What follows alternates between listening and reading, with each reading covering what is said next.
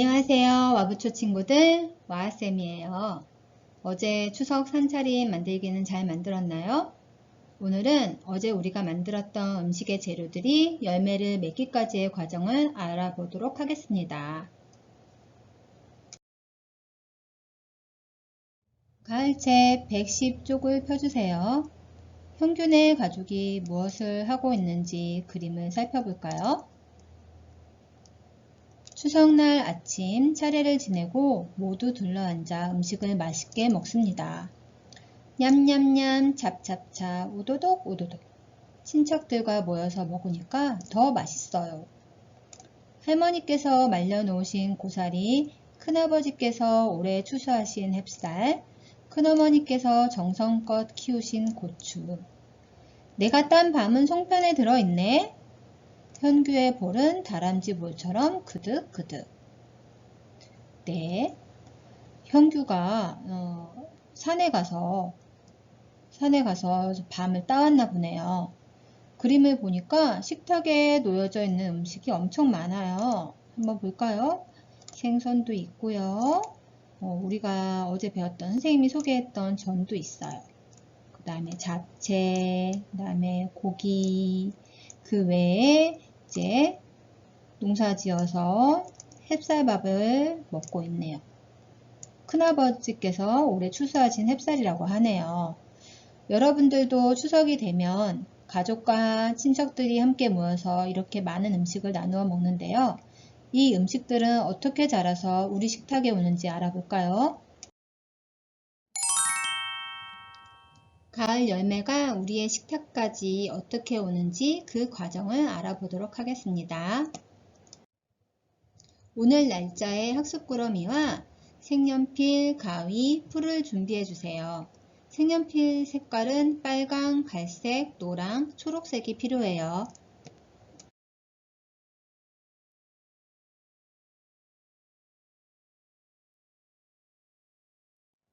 (12) 개의 그림 속에서 사과가 자라는 과정을 나타낸 그림은 무엇일까요?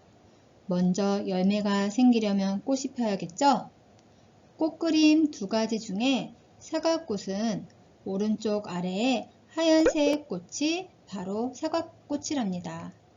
꽃이 핀 후 꿀벌이 꽃가루를 묻혀 수분이 이루어지면 그 자리에서 이렇게 사과 열매가 열린답니다. 아직은 여물지 않아서 몇 달 동안 햇빛과 양분을 먹고 기다려야 해요. 그동안 농부 아저씨께서 정성스럽게 가꾼 후에 가을이 되면 이렇게 우리가 즐겨 먹는 사과를 수확할 수 있답니다.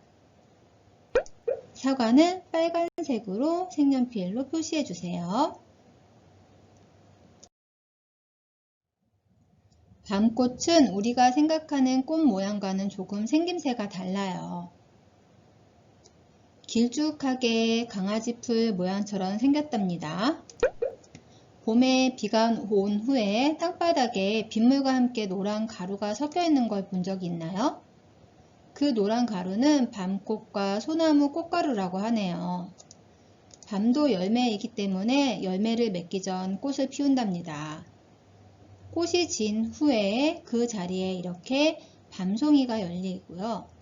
가을이 되면 초록색 밤송이가 이렇게 갈색으로 변한답니다.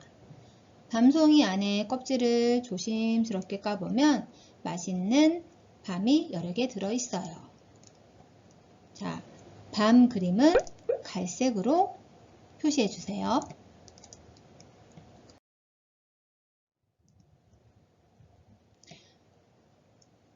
여러분, 벼가 자라는 과정을 직접 본 적이 있나요?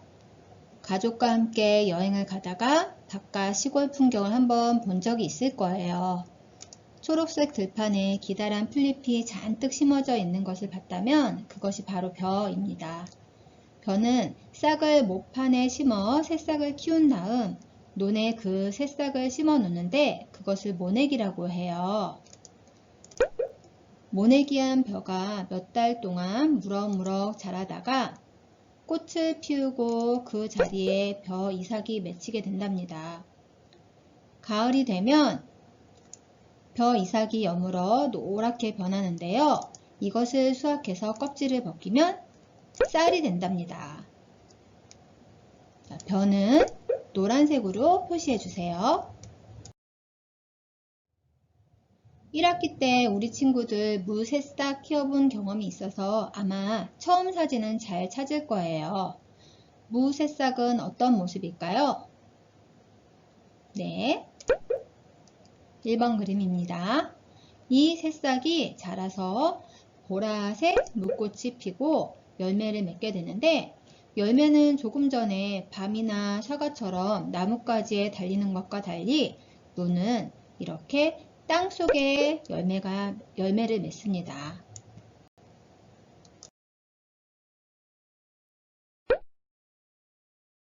자, 선생님의 설명을 들었으니 지금부터 오려 붙이기를 시작해 볼까요? 화면을 잠시 멈추고 학습꾸러미 활동을 해주세요. 오려 붙이기 시작!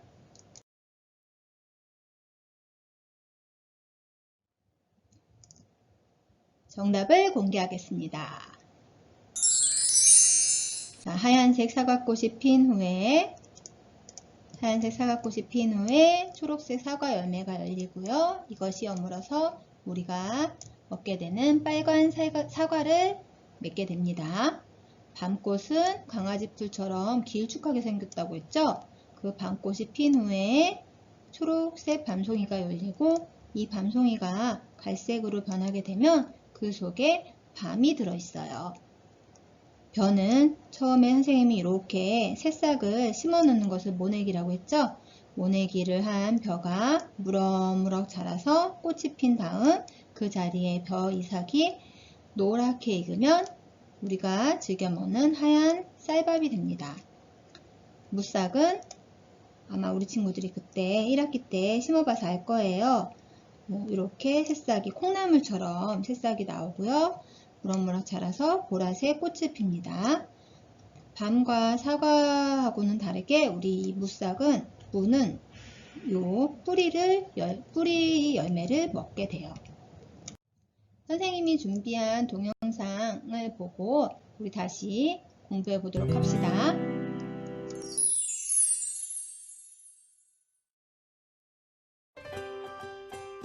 추석이 되면 맛있는 추석 음식을 먹어요. 온 가족이 모여 먹는 음식은 진짜 꿀맛이죠. 그런데 추석에는 어떤 음식을 먹을까요? 빨간 고추가 들어간 산적이 노릇노릇 익어가네요.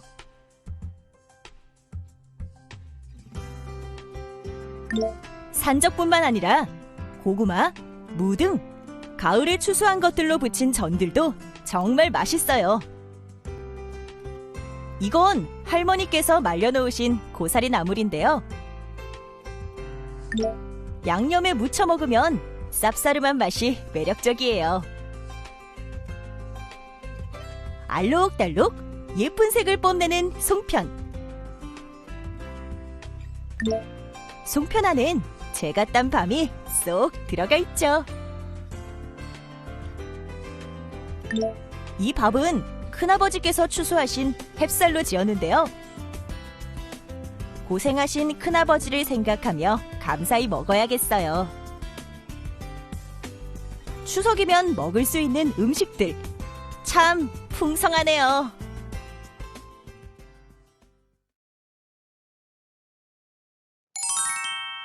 추석 음식에 사용된 열매를 알아보도록 하겠습니다.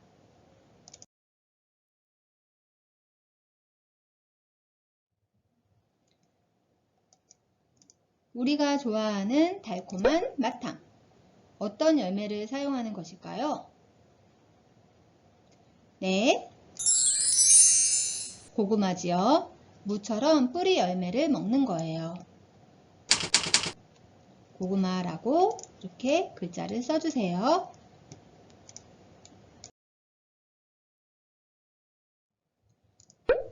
도토리 묵은 어떤 열매를 이용하여 만든 음식일까요?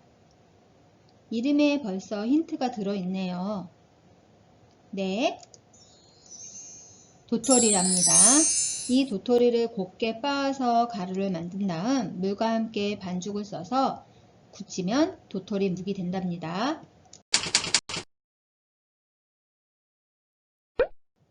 과일 샐러드네요. 사과, 배, 바나나, 토마토, 파인애플 등 여러가지 과일이 들어간답니다.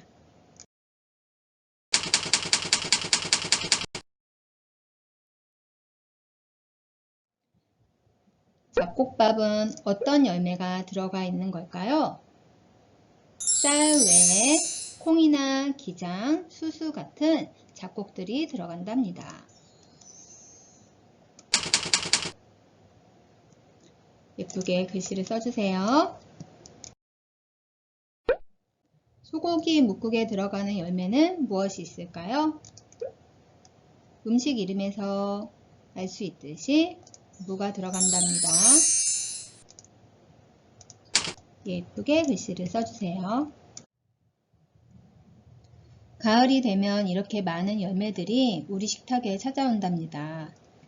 가을이 우리에게 준 것을 찾아 교과서에 색칠을 해보고 선생님이 준비한 동영상 고맙습니다 그림책을 들어보세요.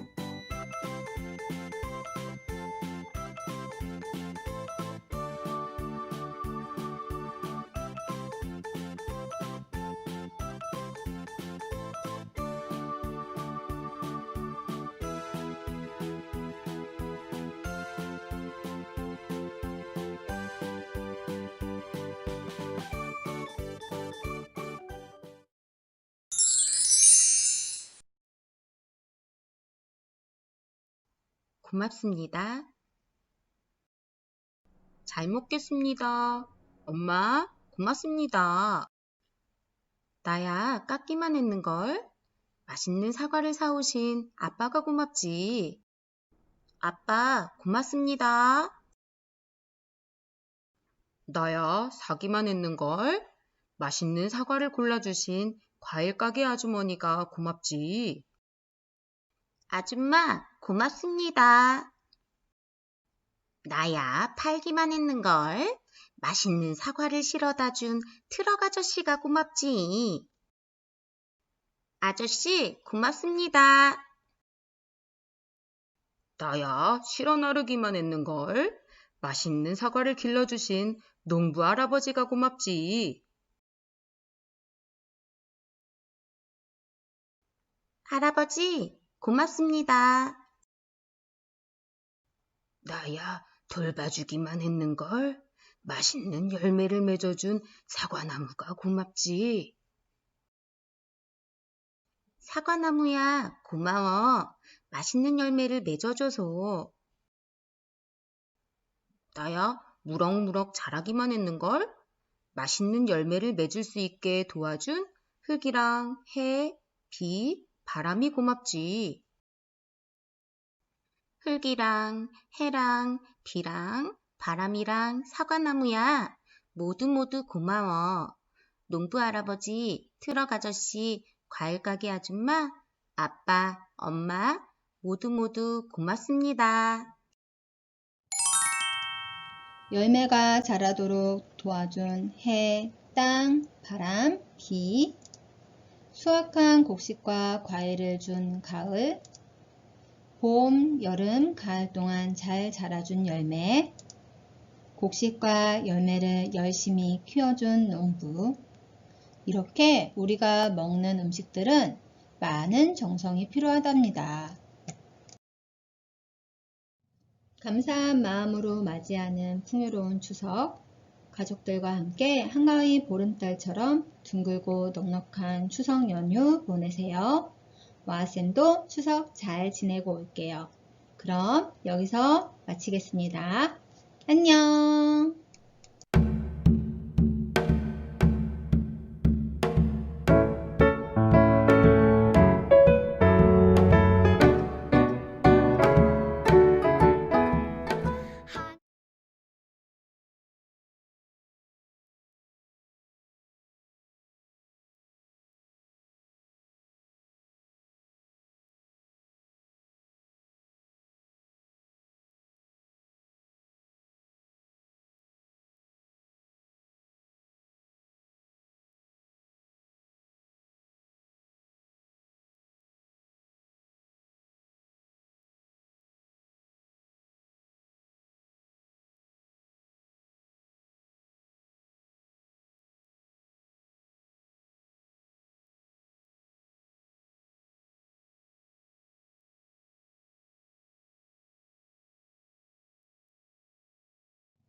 감사한 마음으로 맞이하는 풍요로운 추석, 가족들과 함께 한가위 보름달처럼 둥글고 넉넉한 추석 연휴 보내세요.